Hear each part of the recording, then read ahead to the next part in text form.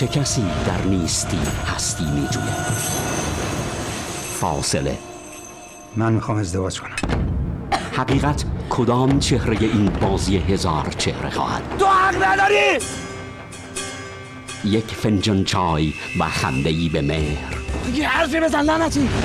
چرا طوفان؟ میخوام بکشمش. دیوونه شدی ها. ببین خانم، اگه الان از اینجا نری مجبورم پلیس رو خبر کنم. فاصله با هشدار آغاز می شود. خجالت نمیکشی؟ مردم غلط کردن. اصلا به مردم چه ربطی داره؟ علف باید به دهن بازی شیرین بیا. فاصله تمهیدی زنانه است. این یعنی هنوز دوست داره دیوونه. و عشق در دنیای زنان فوق‌العاده است. خوشتیپم هست؟ نه.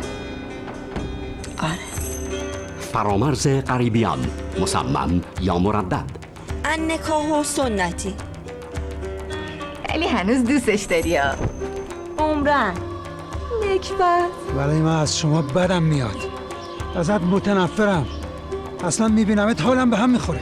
خالی بر. خب قربون اون چشمات برم. الناز شاکردوست، پلنگ زخمی در پی انتقام. گربزه پیدا کردی؟ نمیدیدی چشات ایراد پیدا کرده بود. نمیدیدی پژمان بازغی در آتشی که میافروزد. حالت خوب نیست؟ گفتم که چیزی نیست. همراه با باران زمانی، کتانه افشاری نژاد و دریا فاصله کی از میان خواهد رفت؟ فاصله. عالیه فاصله. اما تو چیز دیگری. فاصله گره مشکلات را میگشاید آیا؟ و آتش دلها بیشتر سر میکشد یا خاموش میشود؟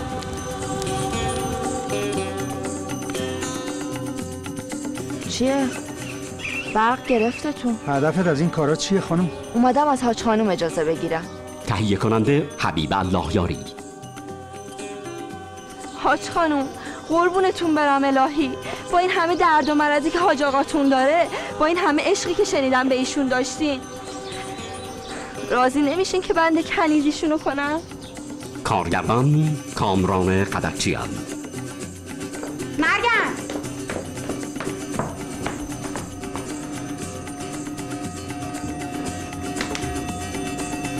فاصله. پخش از هدایت فیلم.